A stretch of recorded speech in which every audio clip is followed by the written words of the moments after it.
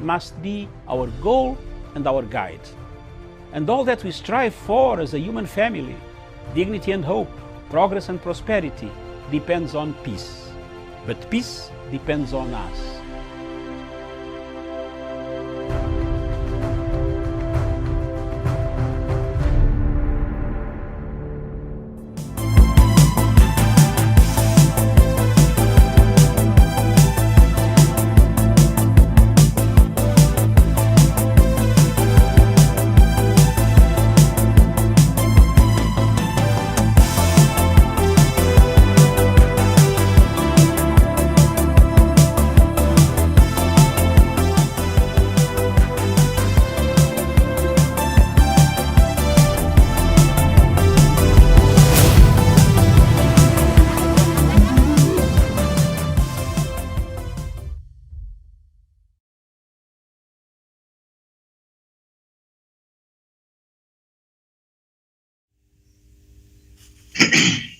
Good afternoon, viewers. Thank you very much for watching Frontline Africa Television, broadcasting from the Republic of Kenya in Nairobi and from the Political Command Center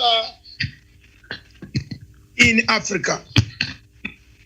I'm Dr. David Matsanga, and in Nairobi, Kenya, we have the headquarters, Miriam Ogutu. Good afternoon, Miriam.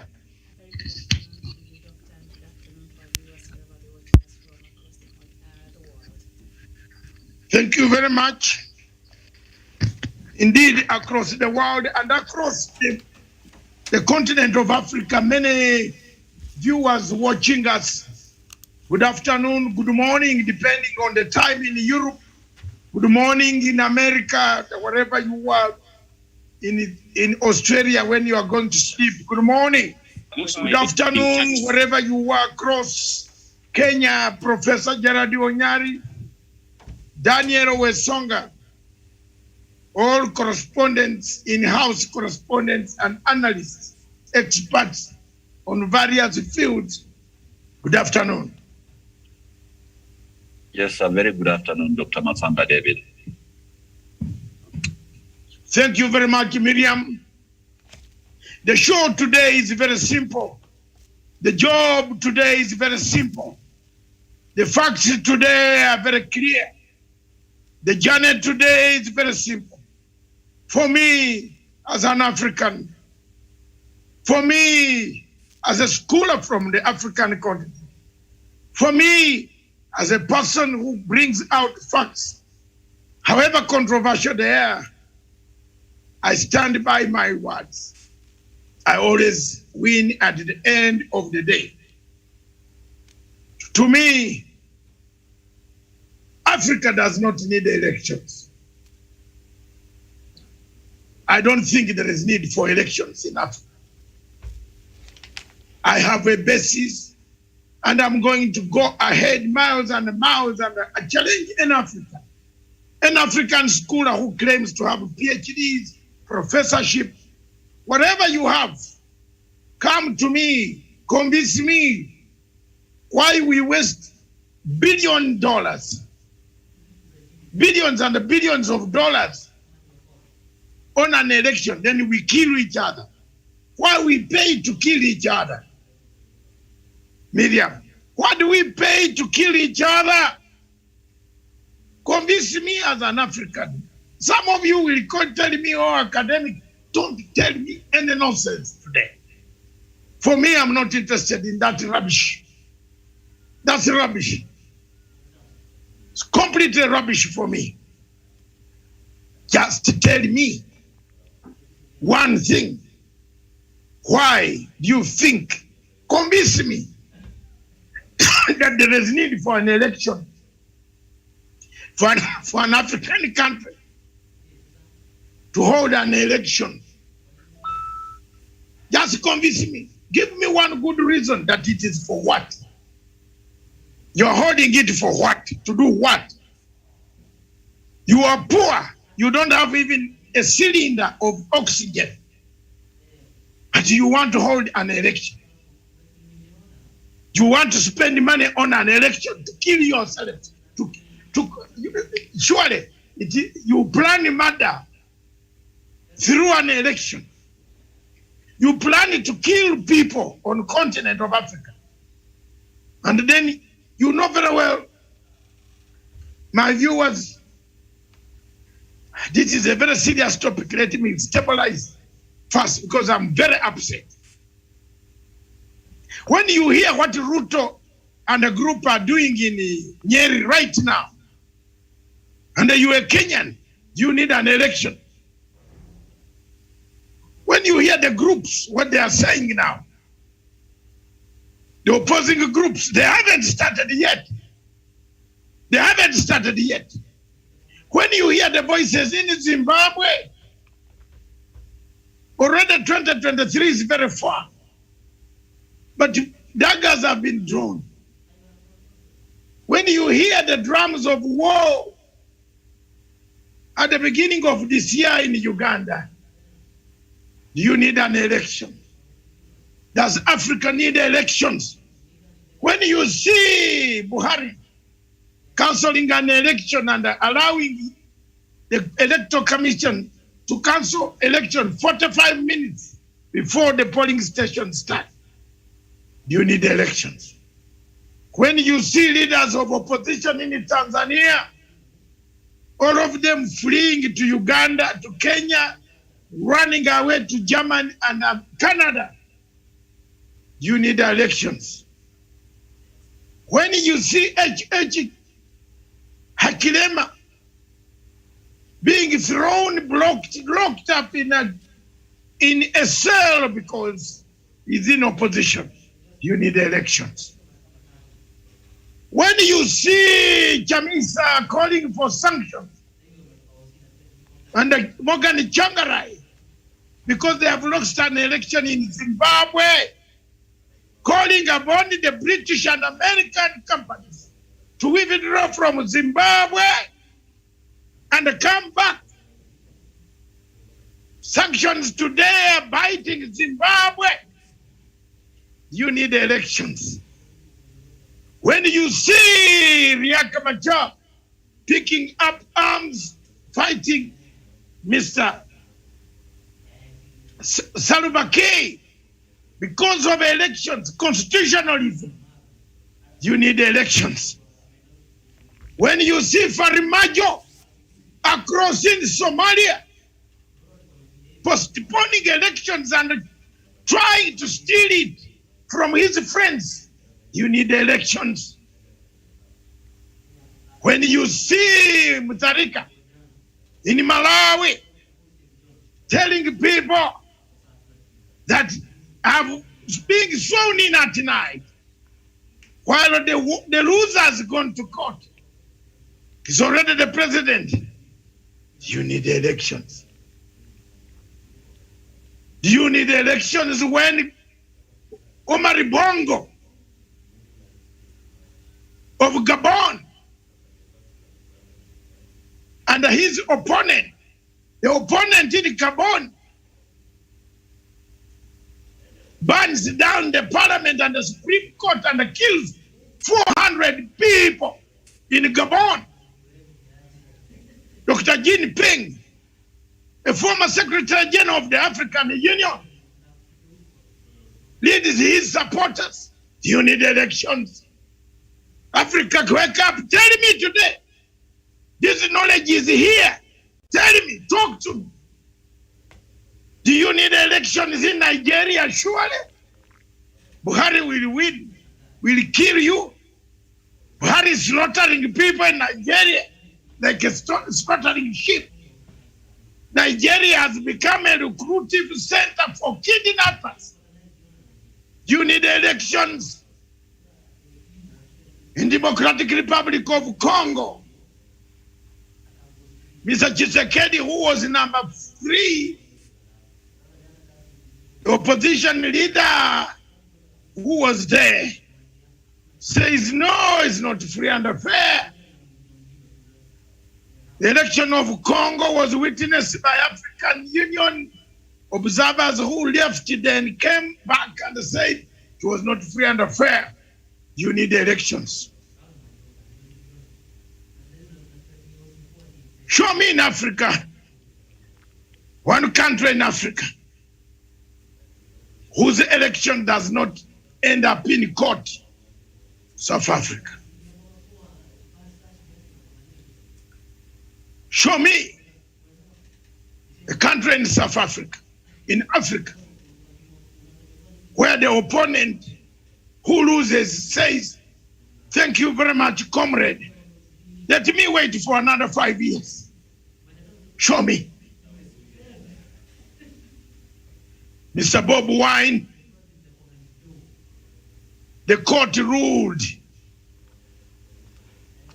The court ruled. Some of us had to come very hard on him as elders of that country to say, now, enough is enough. You must abide by international law. Once the Supreme Court of a country has ruled that although, even if it is unfair, do we have the mentality to accept and go back and plan once more? Or we want to go to the streets and ban the streets? Does Africa need elections? Then it turns to the leaders who have won elections, like Museveni. Does he call his name man he lost, who he defeated? Instead of calling him swine, pig, what? Does he call him? Does he call him? Show me one African leader who has called his opponent. Uhuru Kenyatta. Uhuru Kenyatta. Do you need an election in Ethiopia where the Tigray, TPLF have not voted? And you call it an election.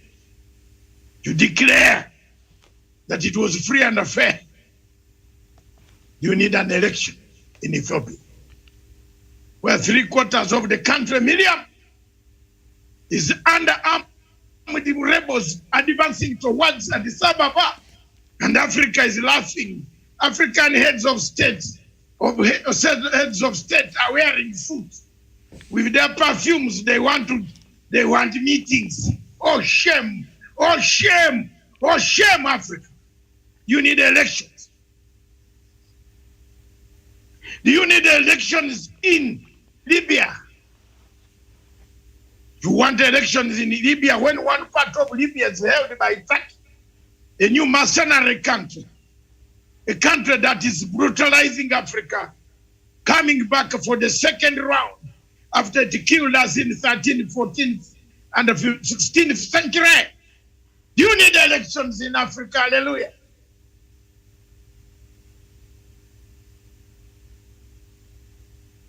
The French take Bagazi together with General Haftar Harifa. The so-called UN useless takes Tripoli and says, oh, we have Libya. Oh, we are protecting a government of national unity. You need elections. Show me. Let's go. Ouattara, Babugo. What happened to Ouattara and the Babugo? Both of them picked guns and started fighting. What did we do? We took Babugo to jail and left Ouattara. How much has that country lost? Abidjan was the center of Africa par excellence. Abidjan was our focal point of arrival. If you wanted anything called beautiful, you would go to Abidjan. Abidjan was the Paris of France, of the Africa, was the Paris of Africa, actually. Look at the capital city today, reduced to rubble because of elections. Look at the capital city of Rwanda, beautifully built. Do you now need elections in Rwanda? I'll leave it to a Songa to struggle with that. Do you need elections in Rwanda? Rwanda has done very well because it has got an army man controlling a political democracy, and firmly so.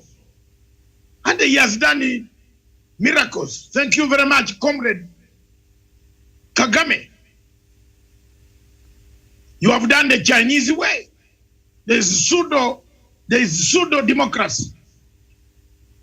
What Chinese call, it is their democracy. Whether you call it a pseudo democracy in Rwanda is your problem.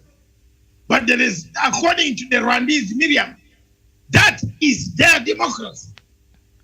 That is how Rwanda has been able to be the focus point of people in Africa today, because they have their democracy. You don't steal money in Rwanda and start walking around like a William Ruto, telling people that you want to lead a country called Kenya. You need elections. Uniambie, if William Ruto was in Rwanda, how many years would we go in jail? Any of you on the panel tell me.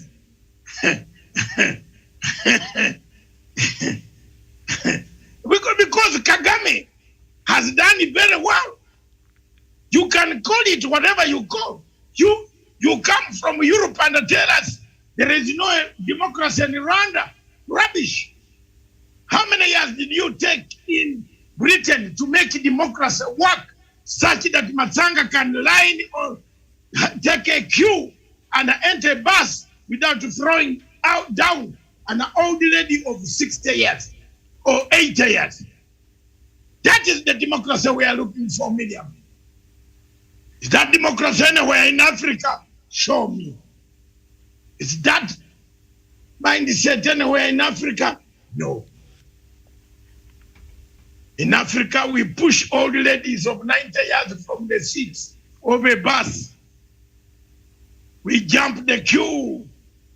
When they want to enter the bus, you want to run on top of them. Have we reached a stage where we want elections in Africa? Does Africa therefore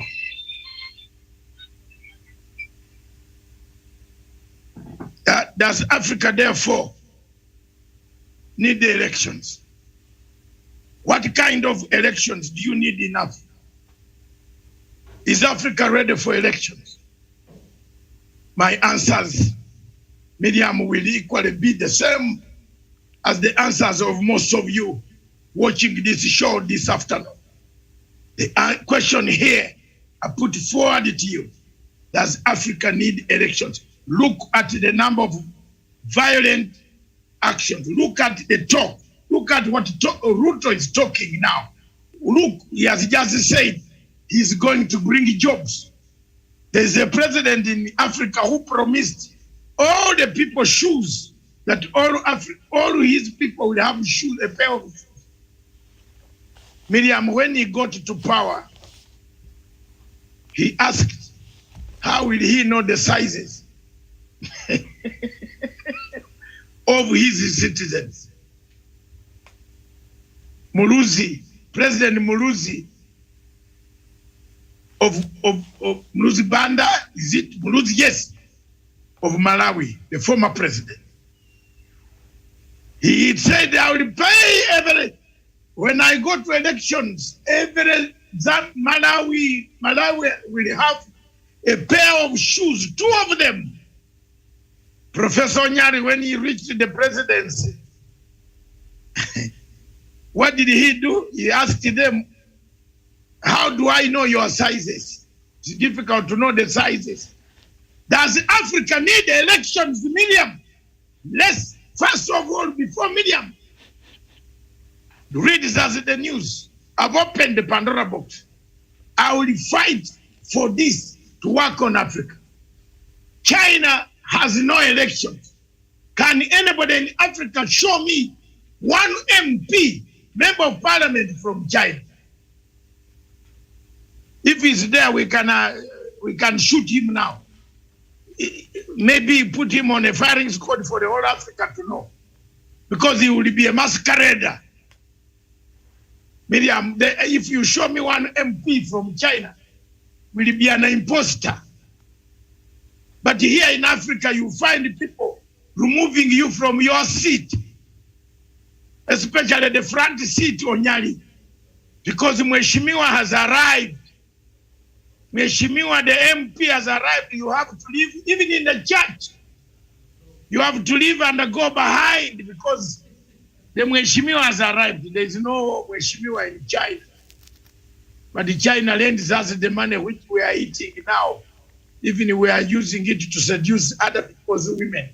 It's very serious. It's a Sunday and we have to talk about immorality. Yes. Yes. You heard Matiang this week, Miriam. He left us with our mouths open that even bodyguards were used to guard Mr. Sudi, Oscar Sudi, while he's having good time with somebody. We don't want to say the name because the owner could come for Oscar Sudi. Surely, policemen in Africa, that's the money we got from China. Don't forget we are paying these policemen. Don't forget, Miriam, you are working hard to pay these policemen. And they are guarding Mr. Oscar Sudi to enjoy the fruits of Matunda ya Uhuru ya Adam and Eve on our sweat, Oscar Sudi. Matiang told the parliament in closed door videos that even some leader has got concubines. Do we need elections in Africa? Thank you very much, Miriam. But before you go, I would like you to, before you come in, after you are reading us the headlines on the Kenyan paper, I would request you to request the studio to play the clip by one of my friends who has inspired me today, whom I have talked to by telephone. And he has told me we need to crusade the question of Africa having no election. Miriam, back to you in the studios in Nairobi. Does Africa need elections? All right, Doc, thank you so much for that introduction. So I'll just read quickly what we have on the headlines this afternoon, and then we'll have the studio play that video, and then Prof and the rest of the panelists will come in after that. So on the Sunday Nation, the main headline, Ruto courts central with deputy offer. Can the promise of a running mate sway the allegiance of Mount Kenya in favor of the deputy president? Leaders gathered in Nanyuki think so, and this could complicate the math for Uhuru and Raila. The story is on page 6 and 7 of the Sunday Nation, and we turn our attention to the Standard newspaper. The main headline, Ruto's Mount Kenya moment of truth, just days after he faced the tribulations following the change in his security and disclosure of his wealth. DP meets troops in talks to address region's issues, stem disquiet over allied parties and solidify support even as running mate question crops up. So it's the same story that is on the headline there. So before the rest of the panelists come in, Doc, allow me to cue in that video. Thank you very much, Miriam. Let's see the video. Today we are going to be short and precise. Short. No way right now. I believe, contrary to what anybody may say, and I'm a Ghanaian, and I have my constitutional right to speak as I will. I believe that one of the things that will help the nations of Africa is for us to have national coalitions from all political parties. We are thinking about the institutionalizing the national agenda. Yes, come together, get traditional rulers, religious leaders, labor, business community, the youth, even the army, bring them all together. Let's have and let's come together with a national agenda of what we want in this country. For instance, in Rwanda, it's a law that nobody sleeps in mad houses. Nobody. Nobody. You don't build a mad house. You pull it down. It's against the law. Let's have a national agenda as a people that we work on. And let's agree that the next 25 years, there will be no, what do you call it, every 4 years election. No election. 25 years, no election. This is serious. Every 5 years. I like that. I like every that one 5 too. years, we should appoint a president. Appoint A president from among the people. the parties that have formed a national coalition. So these 5 years is your party. Next 5 years. Next 5 years is our party. 25 years. Yes. And no election. No election. No party politics. No party No politics. rallies. No rallies. And our agenda is follow, execute, perform the national agenda for the sake of the next generation. What we are doing right now, we are not going anywhere. We are Because not. watch this, I'm telling you, what we are doing right now, I want you to stand. Let me show you something. Just stand. If I'm in opposition, just face this way. If I'm in opposition and you are in office, I hold your leg like that. Try to move. Yeah. Try to move. I Try. cannot move. Try to do something. You are not going anywhere. Yeah. I will make sure I circumvent you and sabotage you until you leave office. Wow. And when you also come, Same thing. I will also do the same to you. So I don't wish you well, you don't wish me well. So the nation is bleeding.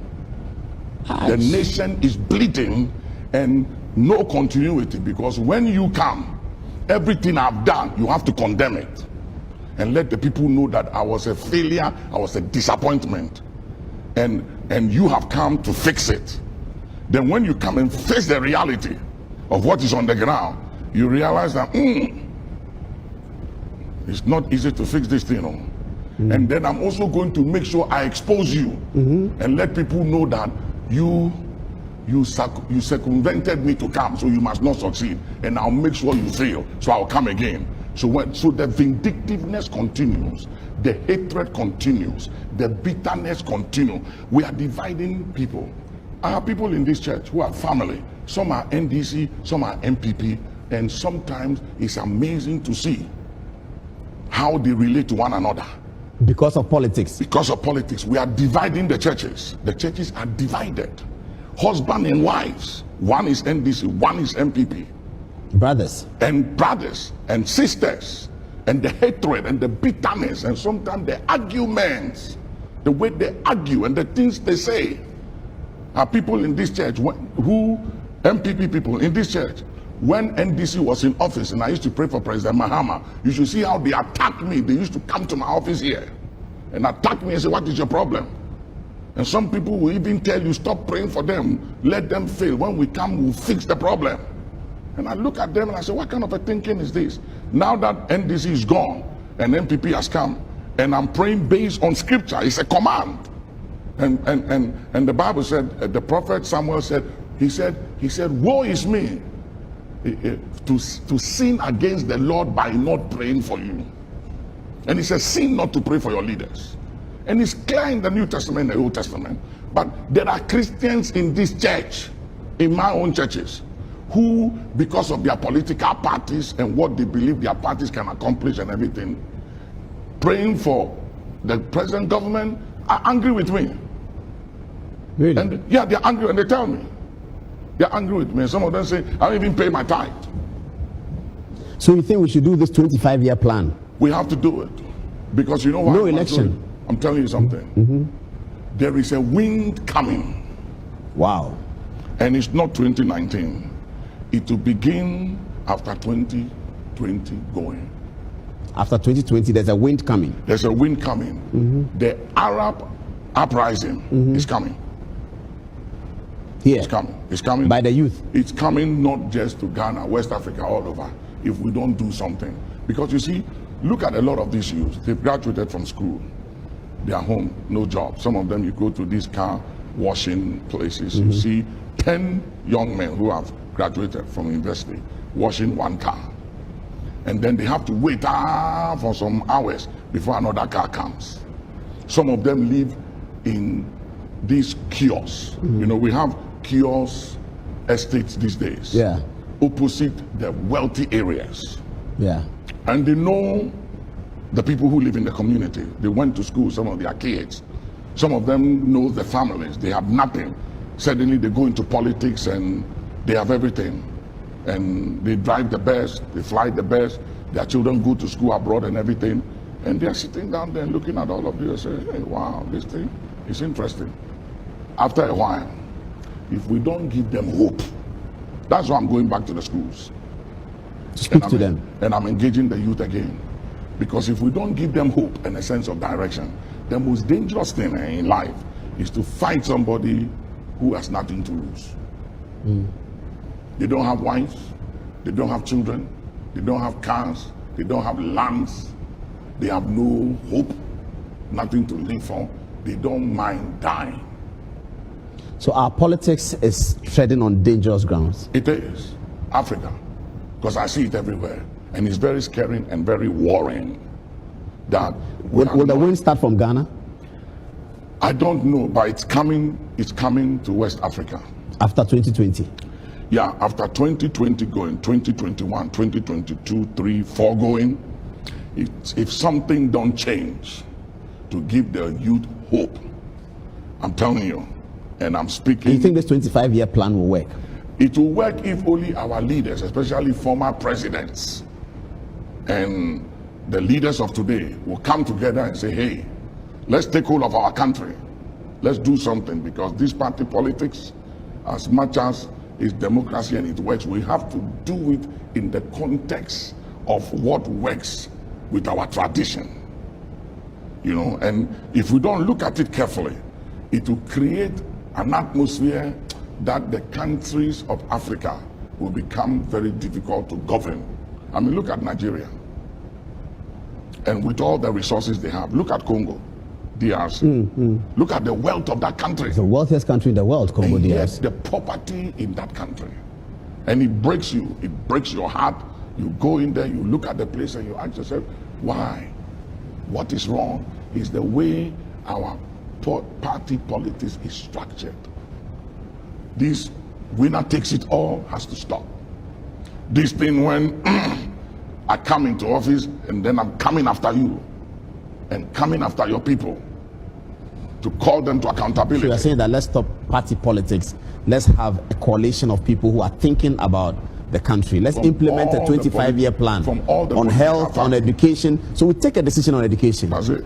So it's not somebody comes 3 years, somebody says 4 years. No. Let's take a decision. Do we need the SSS? Do we need the old system? Which one benefits our people? On water, what do we do? On electricity, when we have established those things, we can go back to party politics. And we'll become like America. We can. It's possible in our lifetime. Are you giving up on what the church has done over the last 30 years? Because you see, with your leadership, your eminence, the church has had significant interventions in our national life. I agree. I remember the Ebola. You stood up and said a prayer against Ebola. Today we don't talk about it anymore. Glory to God. I remember the Oral Roberts conference. And you have been holding these conferences at the Accra Sports Stadium. You were praying for the nation when the rains came. So all of these interventions have been to hold the nation together. Do I get the sense that you are now giving up on that one and thinking that if our people don't take action, then we are gone? I'm not giving up on prayer for nation. And those spiritual interventions. Yes, I'm worried as a spiritual man of what could happen when people become desperate. You see, desperation comes when people feel like there is no way out. We are stuck. There's no way out. That is where desperation comes. And a desperate man and woman is a very dangerous person. And Jesus said, any kingdom and house divided against itself cannot stand. And the depths of division in this country, with the hatred that goes with it, and the level of bitterness and anger,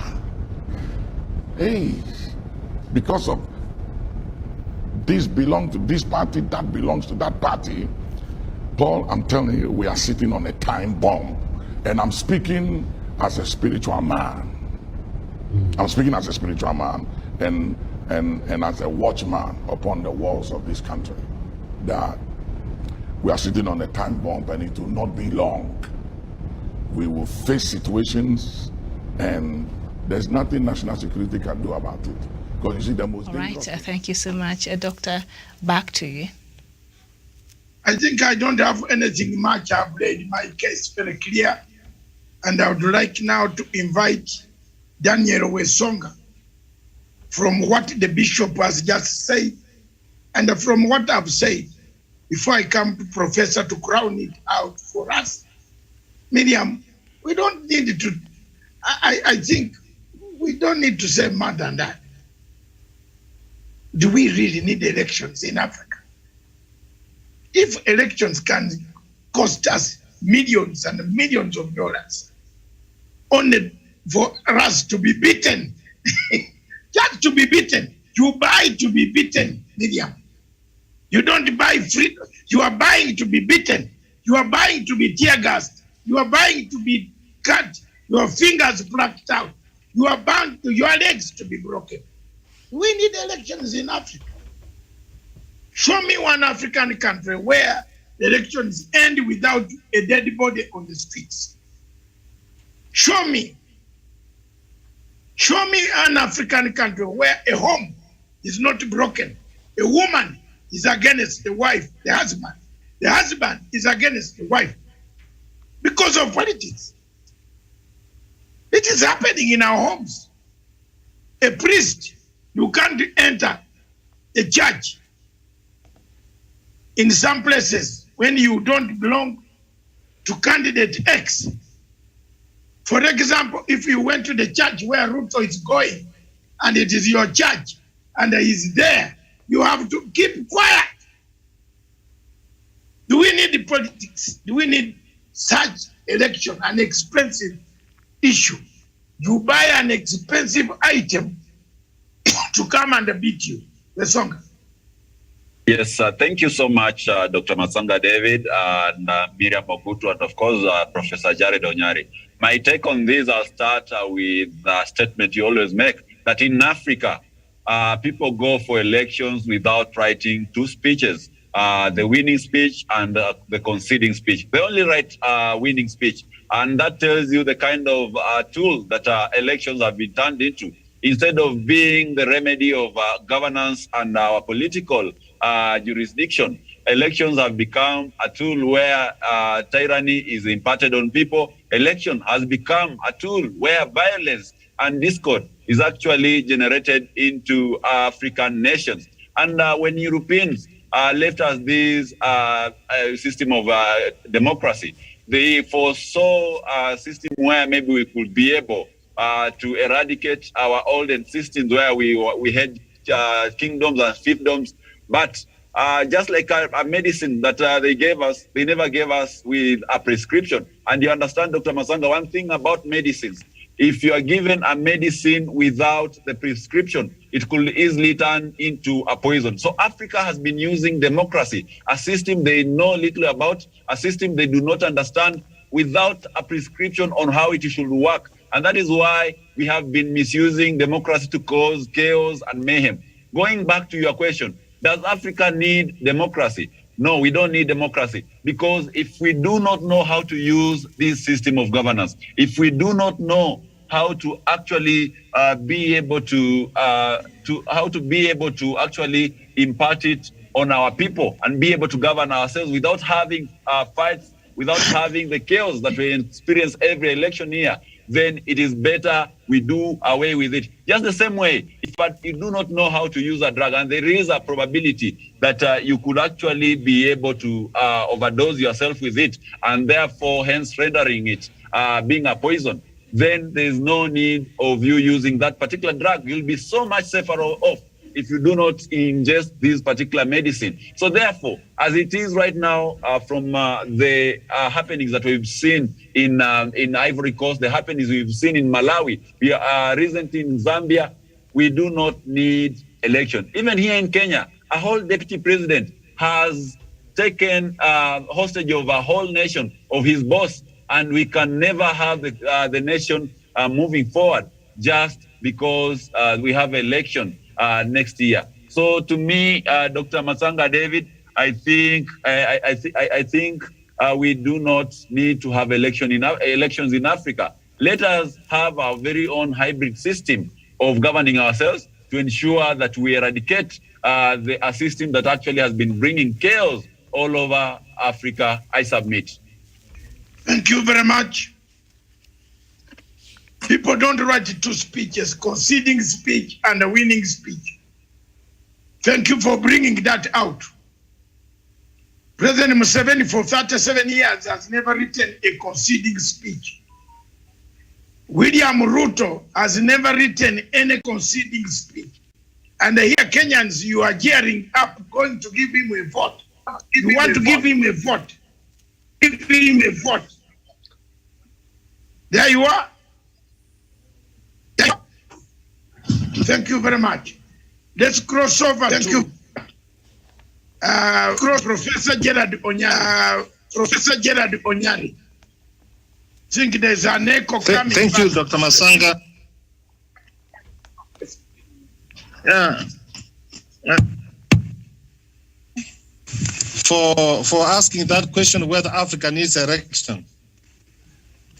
And I need to ask, do we need death? We need life. The answer we need to for it to balance. I beg to differ with you and Wesonga that if we don't do elections, how do we put our leaders in place? Now that we did away with the way we used to have monarchies and we used to have our chiefdoms, nobody knows how those things used to operate. How do we have a system which operates like China, where they don't have elections? You know, democracy is an expensive venture. And if you want to see that democracy is expensive, try violence and anarchy. Is when you will realize the importance of democracy. So a lot needs to be done in investment, to practice democracy, to have free, fair, and credible elections. The fact that we are having bad leaders in Africa, leaders who cannot accept, we should not get annoyed. I know there are some countries in the world, Dr. Masanga, whereby they go out, they have their elections, and they come back and continue with their lives. But here in Kenya and other parts of Africa, during the election day or the election eve, Dr. Masanga, there's a lot of temperatures rising up, properties are being destroyed, people's houses are burned, women are raped. So if election can bring this one, then there's no need for us to have that election. But if we want to take Africa forward, Dr. Masanga, it is high time that we embrace good governance. It is high time we know that elections is not a matter of life and death, just like you are saying here in Kenya. Dr. William Samuel Ruto, the deputy president, thinks that we owe him something, that he must become the president of this country. That is not the case. So if we seek election, Miriam and Dr. Masanga, the way Dr. William Samuel Ruto is doing it, then I am persuaded to come back to you and say that there's no need for an election in Africa. See, Dr. Masanga, the world is watching this corruption. The United Nations is watching one of the main countries in Africa and elsewhere in the world, Dr. Masanga, they are corruption, Dr. Masanga. The Taliban have taken the government, they did not have the elections, Dr. Masanga. So this is a conversation. We will continue having a discussion for long, that if we cannot embrace free, fair, credible elections, then Dr. Masanga, there is no need for election. First of all, thank you very much, Professor. Today I'm going to fry you, roast you, and give you Irish potatoes plus some stew for the Prof. How do we get draconian leaders? It's bad election. How do we get a bad leader? Your bad MP is your bad election. The entire election in Africa process is fraudulent. Have you seen how for example, let me take you to Kenya. Here, Mr. Chebukati waited until the BBI was over. Then he started it is Chebukati who triggered the NGOs to go to court to say that the BBI has no authority to change the constituencies. So if you have a bad morality, bad manners, like a Ruto now, look at Ruto. He has bad manners. It is not education. It is bad manners. Do you need election? You are talking of, you know, in Africa, an election is like you are buying your own gun to kill you.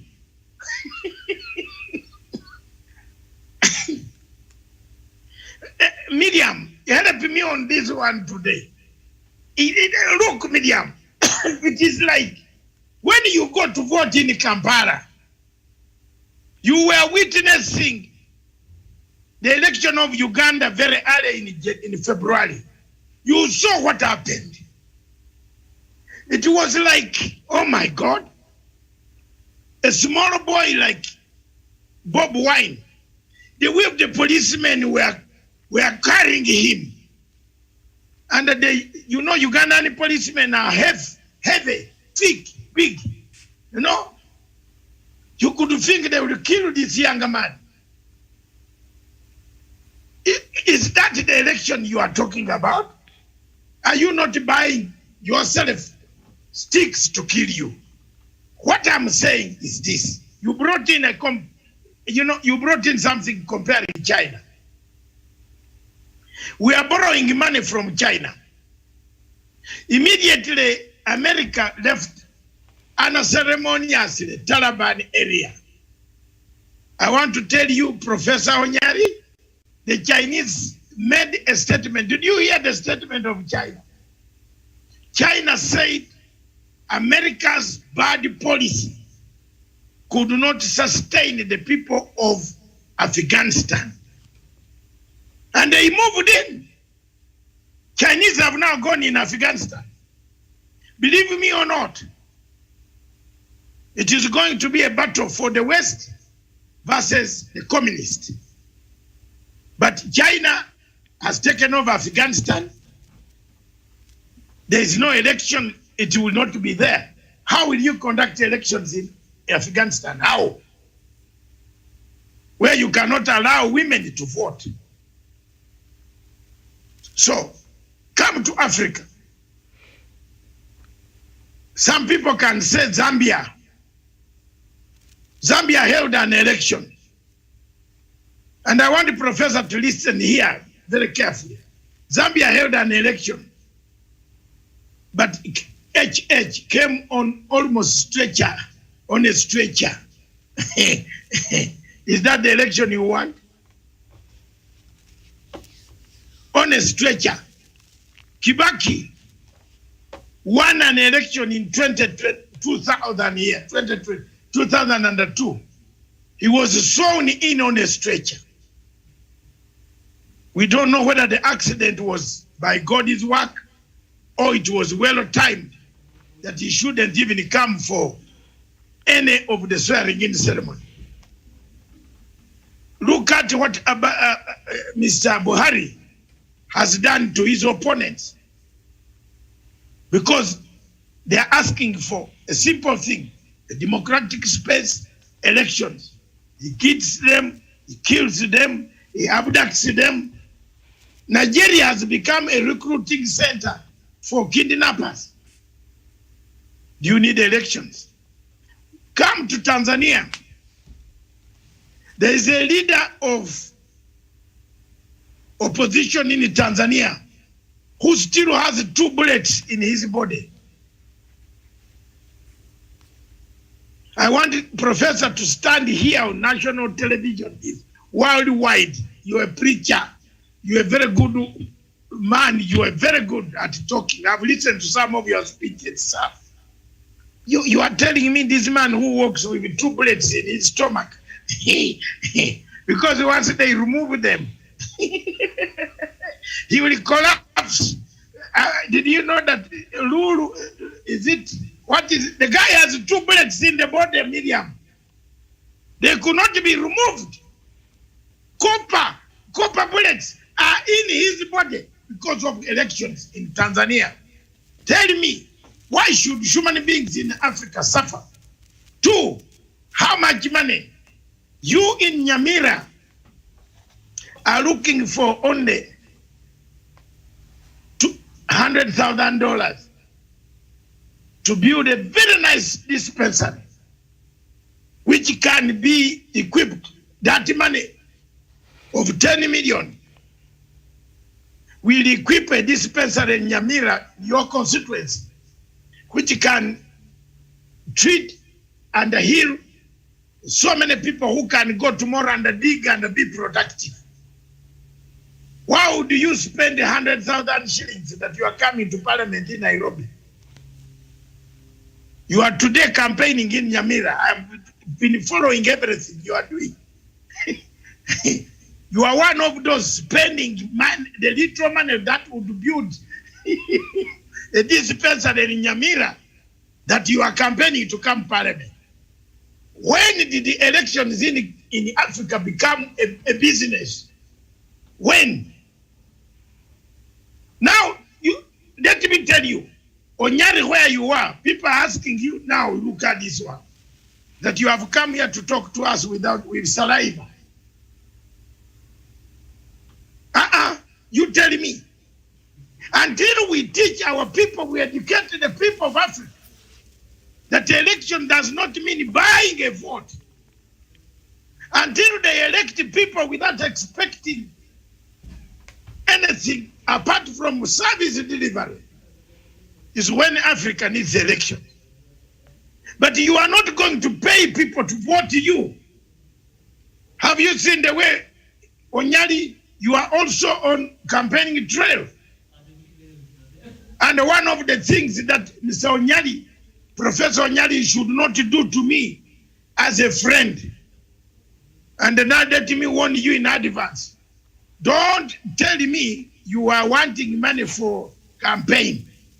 If you tell me Mama is not feeling well, we shall run very fast, I will give you. But when you tell me there is money for campaign on the, my dear brother, I will advise you quietly, let's eat it somewhere. Let's buy chicken and eat. Because you are buying poison. You are buying poison. What about if you lose that seat? You have mortgaged your house. You have sold an acre of your land. You have 5 children. They are all homeless. You are telling me you are doing an election in Africa. Where uko na azimu, nyenye muko na azimu Africa. Thanks God I will never vote in Africa. I'm now announcing to you. The last vote I voted in Africa was in 1980, where Museveni lost, even in his own home. He lost the constituency of Nyamushote, where were some people in 1980. I voted in 1980 in Uganda. And that was the last election for me in Africa. Because it is useless. I have been voting in London since 1987. I've voted because there's meaningfulness. There's resourcefulness. The MP, do you know the MP in London, in the UK, Professor Onyari? Do you know the MP comes to your door and says, if he finds you with polishing your shoes, especially we Africans who buy the most expensive shoes, the MP in London can help you to polish shoes. Are you hearing me? A candidate in London can help you to polish the shoes, can help you to run your dog in the compound because he wants a vote. Hapa nyenye Nyamira wapi, you are paying money to go to Parliament. as elections become a business, Ruto today is paying money for people to attend his rally. Everywhere, you ask people that will come to visit the church, the bishop comes to you with a list. Am I wrong, Miriam? A long list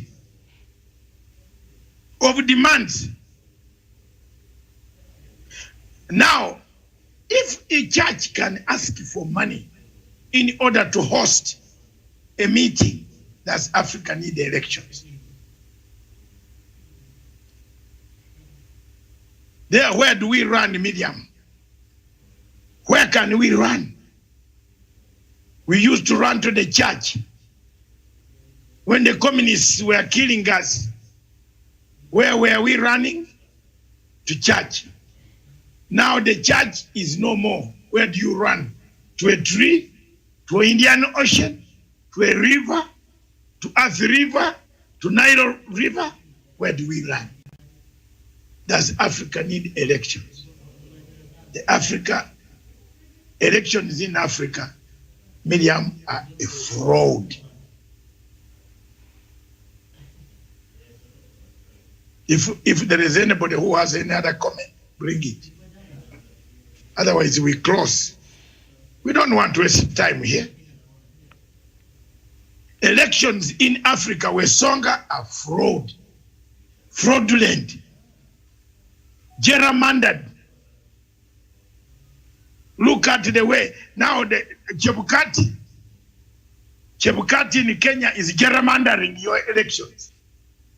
He has already gone ahead to buy someone who is going to do your biometric voting. Who told him to do so? Before these other commissioners can settle down, Chebukati has already given a contract. And this contract is linked to a mafia of Russian mafia who are based in Kampala. So you tell me, do you need that type of elections in your country, Media? With Songa, Professor Nyari?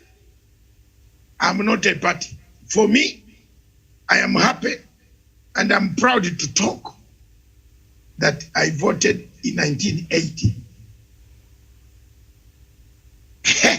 And that was the end. And I voted one candidate of Uganda People's Congress called Dr. Milton Obote. And my MP, the late, both of them are dead. But I will never vote again in Africa. I'm sorry. Let God help me. If this is what we call elections in Africa, vote it alone. An election where you collect money, you mortgage your house, you are very poor, and then you make yourself even poorer to buy guns to come to beat you up, to buy goons. They come because after the election is disputed, goons will not spare anybody. Where the church where they went to, they will burn it down. That is not an election for me.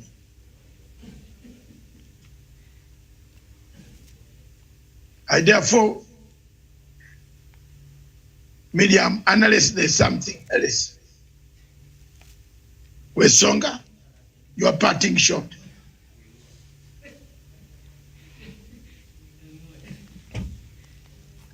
Yes, thank you, Dr. Masanga David. And of course, this is a topic that we have talked about for quite some time now on this particular platform. And like you put it, elections in Africa, they are fraudulent. Why would you hold an election where the winner will fraudulently get 98% of the votes, like we've seen in Uganda before? Why would you hold an election where you do not allow your opponents to campaign freely and indulge with people with their ideas and be able to coach their votes? Why would you hold an election which you are not ready to concede if you are defeated? An election should be like a competition where we have winners and losers. Unfortunately, in Africa, we either have all winners or all losers. We do not have a fair game where everyone is able to concede when defeated and celebrate when they win. because all we've seen is wars coming out of these elections. And therefore, having all said and done, I believe you have been an authority in this particular topic, and you have been talking about crisis coming up in Africa, mainly caused by elections, and that has been also actually the tool which regime change agents have been using to cause mayhem. Because without having elections in Africa, we won't have any object that these merchants of regime change will use to instigate and spark out wars in Africa. So having said that, all having been said and done, Dr. Masanga, I stand with you in the same pew on this particular topic, saying that elections in Africa are a waste of time. We do not need elections if we're going to be having chaos and mayhem in Africa. I submit. All right. Thank you, Prof. Your parting shot.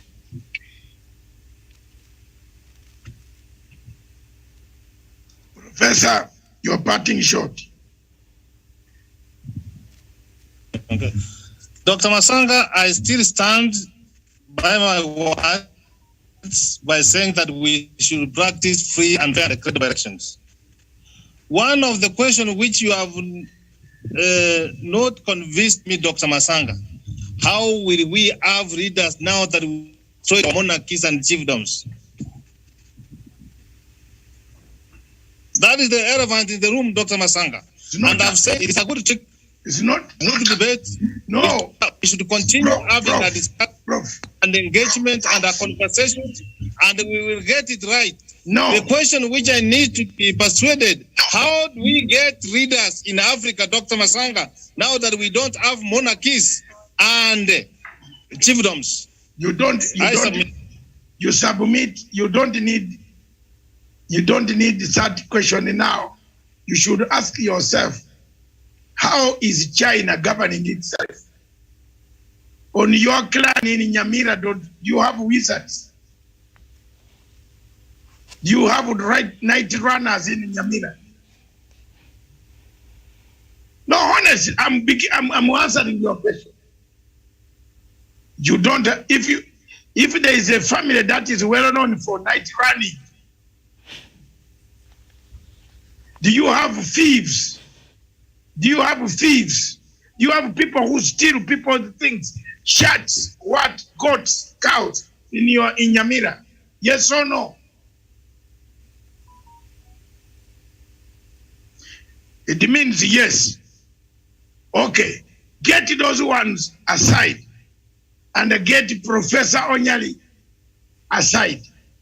Professor Onyali aside as an African elder.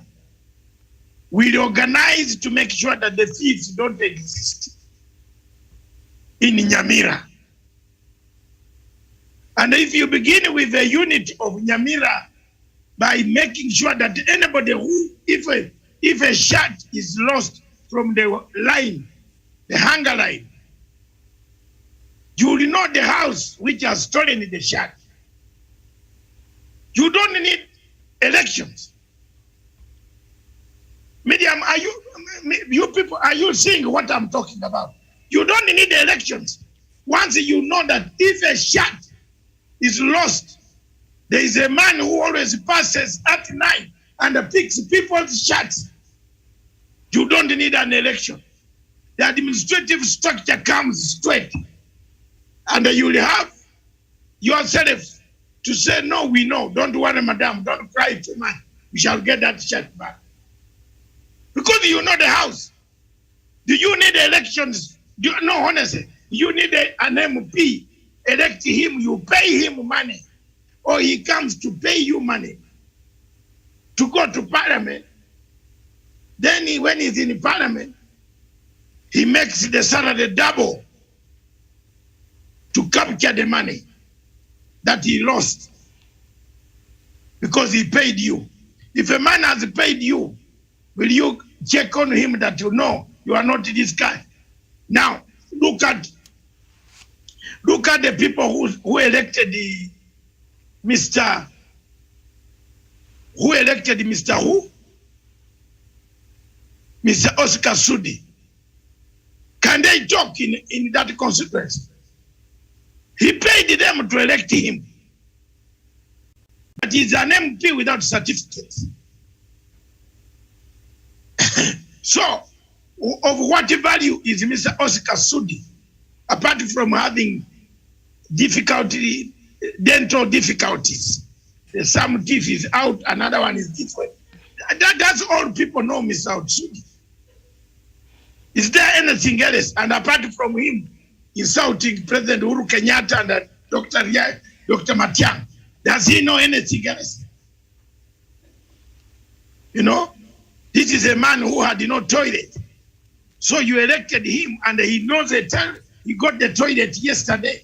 He can even insult you even more. Don't you see how he behaves? That man, if you left such a man as a scavenger in the Kapsareti constituency, he could be hunting animals and killing you at night, stealing a shot. Oscar Sudi could be stealing a shot in my friend. If you take him near Nyamira, he could steal everybody.